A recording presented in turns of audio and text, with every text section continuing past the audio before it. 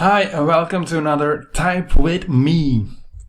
This week I'm gonna talk about tuples. Yeah, indeed, again, tuples. But now we're gonna talk about labeled tuples and what the benefits are and how you can start using that within your TypeScript application and your TypeScript libraries.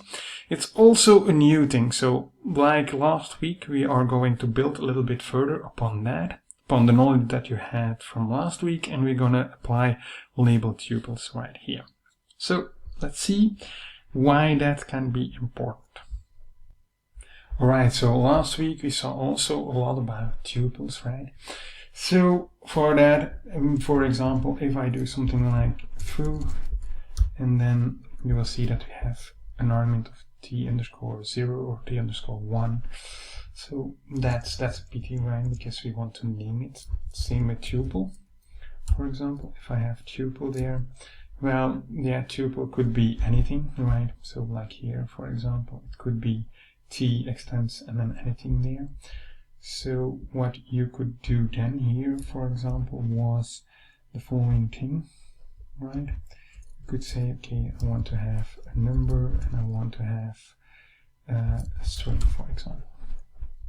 Right, and of course this one will say, hey, and then we have argument 0 and argument 1, but yeah, of course that also says nothing, right? So we could do something like this. We could say, okay, I want to have here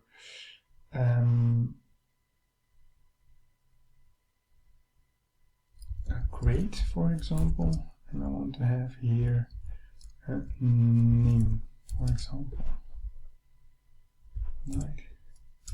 And of course you will see here that we have now grade and name, because now we already gave it a labeled tuple. Right, so that's labeling it, right? So that's great. So then now we can say, okay, he has a grade of 65. And the name is myself, for example. Doesn't matter, right? So that's how we can play a little bit more with it. So let's go a little bit further with that and create a function called function range. And that function range now has nothing, right? But imagine we want to give range some arguments. And these arguments can be of type start date, and comma date, for example. Well, then you will see that he is not happy with that. Why? Because he says tuple members must all have names or all not have names. So it's important to give all your tuple members names or not. Because of course, if we just remove this one here, he will be happy.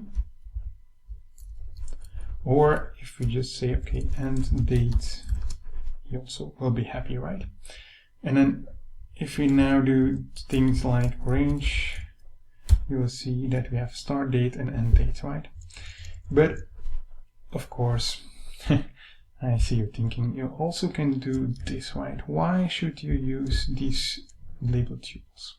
Yeah, of course, you saw a great example here within tuple where you can do that, because you are also using generics there. So that's a great use case, of course. Another great use case is if you have a function range and you want to have multiple arguments there, or the possibility to have multiple arguments, right? So imagine that we declare something like this, right? Alright, so we have something like this, and of course here I want to have label string, and here I want to have start date, right? So what we can do now is here add something like this args of type range args, right? And now when we want to use range, you will see that we have multiple possibilities of using certain arguments there and provide certain arguments there. So that's already a nice thing, right? Of course, that's maybe not enough. So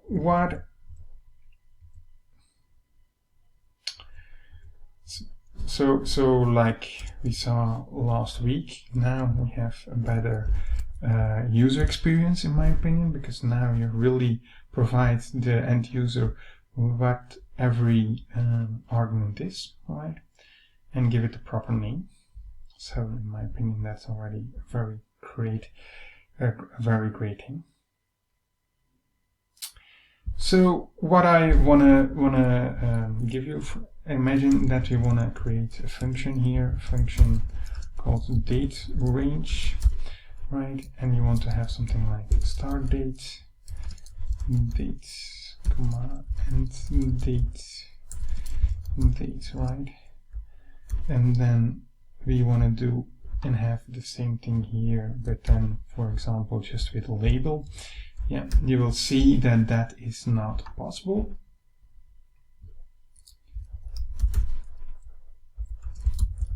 Because he is saying duplicate function implementation, right? So you see this label tuple of label tuple elements has a lot of benefits, right?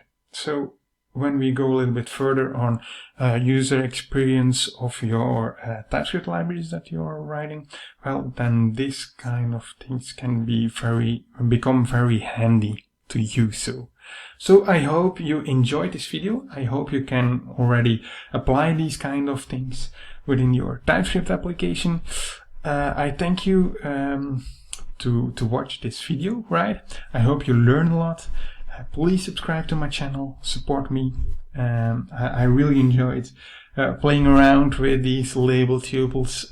It's in my opinion a very great thing to do. So apply it very wisely, and see you next time.